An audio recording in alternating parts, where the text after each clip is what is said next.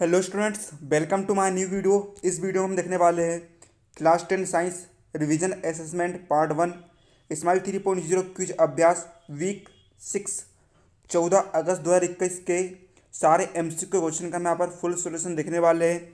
साथ ही में समझने वाले तो वीडियो को आपको एंड तक ध्यान लगा समझना है। और आप इस वीडियो के नीचे जो लाइक बटन दिख रहा है, आप उस लाइक के बटन को अभी दबा दीजिए। तो यहाँ पर देखिए, हम वीडियो को बिना किसी देरी के यहाँ पर शुरू करते हैं।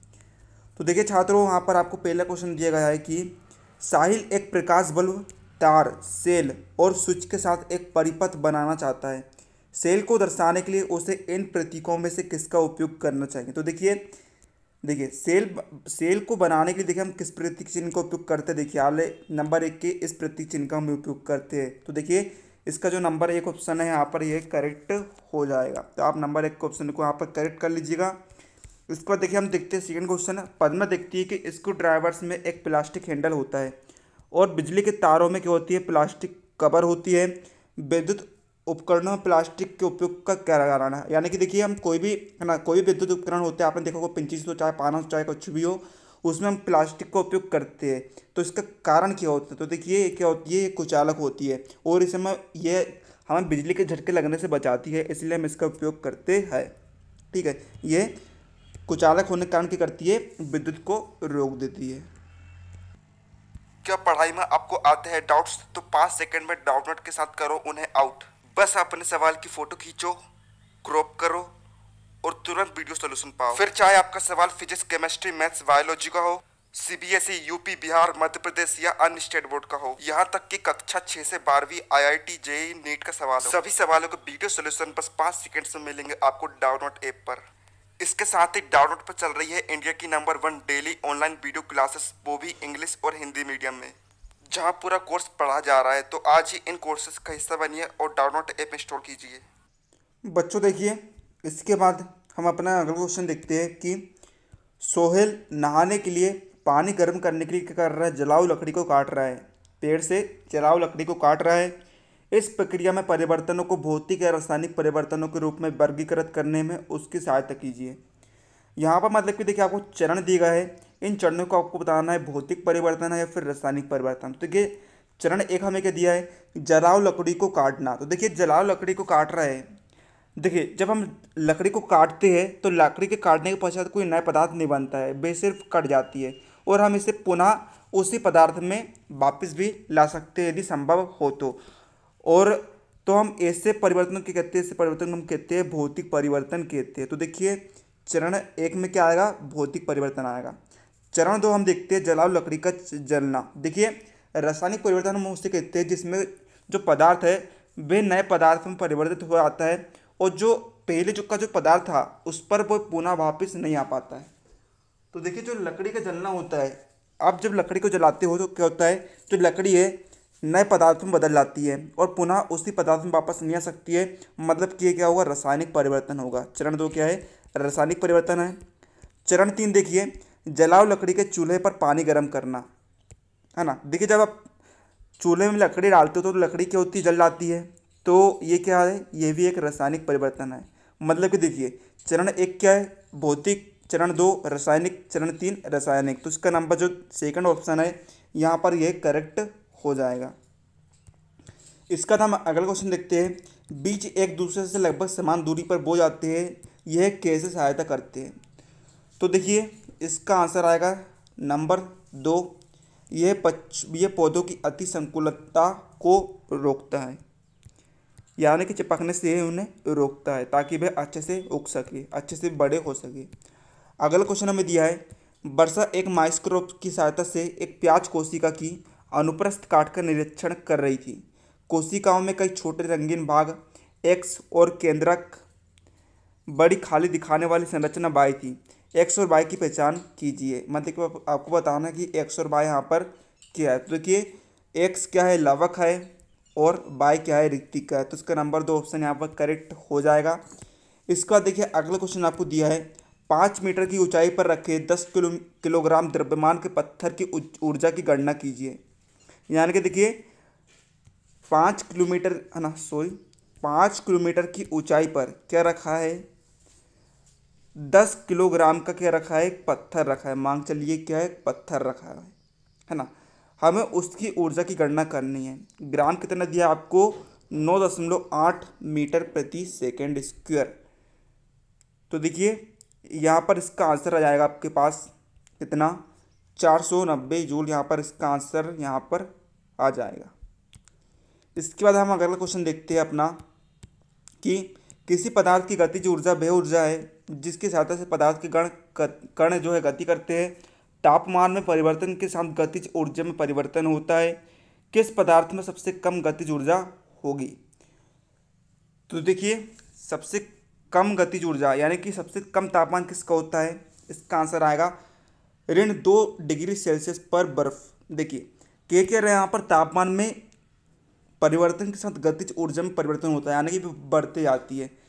मतलब इसका अर्थ ये है कि सबसे कम तापमान जिसका होगा वह उसमें भी सबसे कम गतिज ऊर्जा होगी। तो देखिए सबसे कम गतिज ऊर्जा किसमें होगी, -2 अंश सेंटीग्रेड बर्फ पर, क्योंकि जो इस पर जो बर्फ़ है ये सबसे ठंडी होती है। बाकी आप यहाँ पर देख सकते हैं बाकी सबसे ज़्यादा तापमान है उनका, मतलब कि उनकी क्या है, गतिज ऊर्जा जो है वह अधिक है।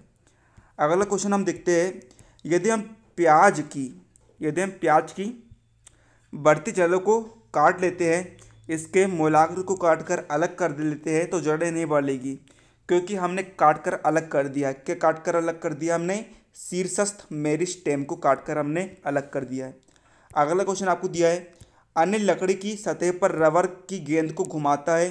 गेंद विरामावस्था में आने से पूर्व एक छोटी दूरी तय कर लेती है। विराम अवस्था में आने से पूर्व गेंद को लंबी दूरी तय कराने के लिए वह क्या कर सकता है।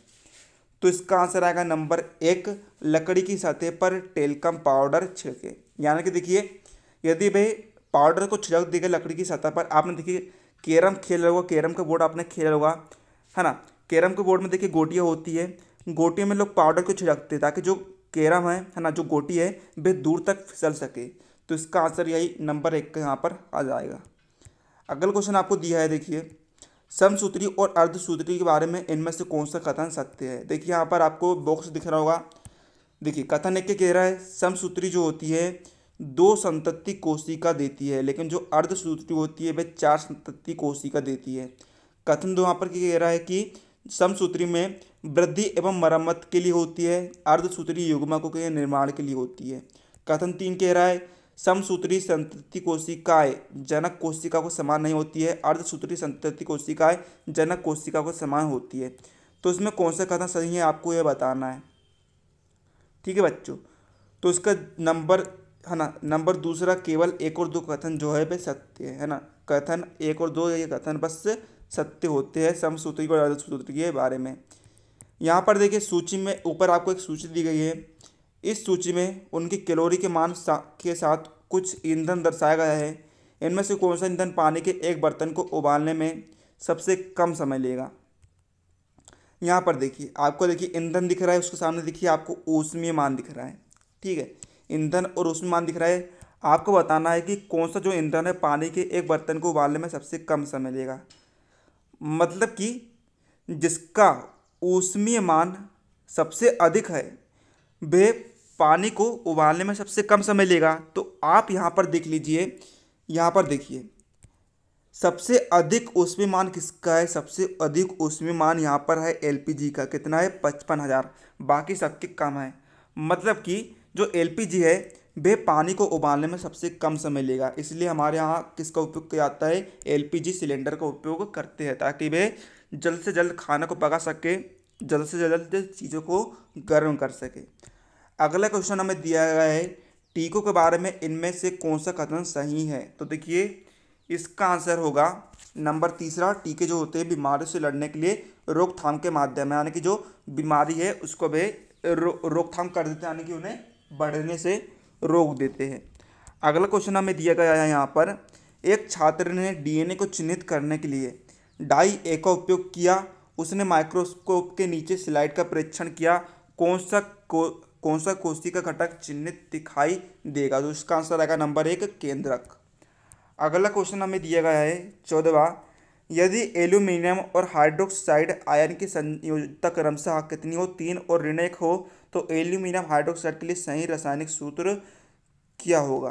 क्या कह रहा है यहाँ पर देखिए, एल्यूमिनियम यानी कि एल की संयोजकता कितनी कह रहा है वह कह रहा है यहाँ पर 3। और हाइड्रोक्साइड यानी कि OH की संयोजकता कितनी कह रहा है वह ऋण 1 कह रहा है। तो एल्यूमिनियम हाइड्रोक्साइड का सही रासायनिक सूत्र क्या होता है? एल्यूमिनियम हाइड्रोक्साइड का सही रासायनिक सूत्र होता है Al कोष्टक में OH3S का सही रासायनिक सूत्र होता है। अगला क्वेश्चन हमें दिया है कि जो रीना का तापमान बहुत ज़्यादा था, उसके शरीर में दर्द था, वे एक डॉक्टर के पास इलाज कराने गई। डॉक्टर ने उसे कुछ दवा दी और रीना जो है 3-4 दिनों में बेहतर महसूस करने लगी। यह कैसे निष्कर्ष निकाला जा सकता है कि रीना एक तरुण रोग से ग्रस्त थी? तो इसका आंसर आएगा आपका ठीक होने में जो लगा समय था वह कम था, यानी कि उसको सामान्य बुखार था। अगला क्वेश्चन हमें दिया गया है 16वां कि वातावरण में कार्बन डाइऑक्साइड के रूप में पाया जाता है। जैविक जीवन के आधार के निर्माण के लिए कार्बन को कैसे निश्चित किया जाता है? तो इसका आंसर आएगा नंबर 4 क्लोरोफिल के माध्यम से। अगला क्वेश्चन हमें दिया गया है एक एम्बुलेंस के सायरन को तीक्ष्ण ध्वनि का होना चाहिए, इसलिए इसकी मुख्य विशेषता क्या होनी चाहिए?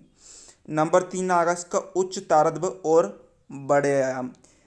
यदि ये इसके शर्त का पालन करती है तो जो एम्बुलेंस का जो सायरन है वह बहुत तेज आवाज़ ध्वनि देता था ताकि दूर लगे लोगों को भी सुनाई दे सके। अगला क्वेश्चन हमें दिया है कि एक बीकर में एक नीला घोल है जो धातु एक के साथ क्रिया करने पर रंगीन हो जाता है और बीकर के निचले भाग में एक लाल धातु पाउडर का जमा करता है। धातु ए का उपयोग लोहे को सक्रिय करने के लिए किया जा सकता है ताकि उसे जंग लगने से बचाया जा सके।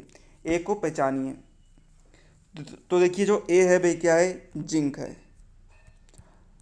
अगला क्वेश्चन हमें दिया है न्यूटन की गति के पहले नियम के द्वारा इनमें से किस उदाहरण को समझाया जा सकता है?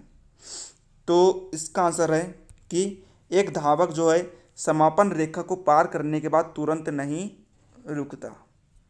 अगला क्वेश्चन हमें दिया है इनमें से किसमें सबसे अधिक संख्या में कण होंगे, है ना, मतलब सबसे अधिक इसमें परमाणु होंगे। तो देखिए इसका नंबर 1 का ऑप्शन जो करेक्ट होगा 8 ग्राम H2 में, ये आपका करेक्ट ऑप्शन यहाँ पर हो जाएगा। क्योंकि देखिए इस प्रकार हमने आज के इस वीडियो में आपके सभी प्रश्नों का उत्तर के लिए उम्मीद आपको वीडियो हेल्पफुल लगा तो वीडियो को लाइक कर दीजिएगा।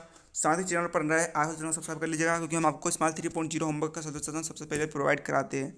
तो मिलते हैं अगले वीडियो, तब तक के लिए जय हिंद जय भारत।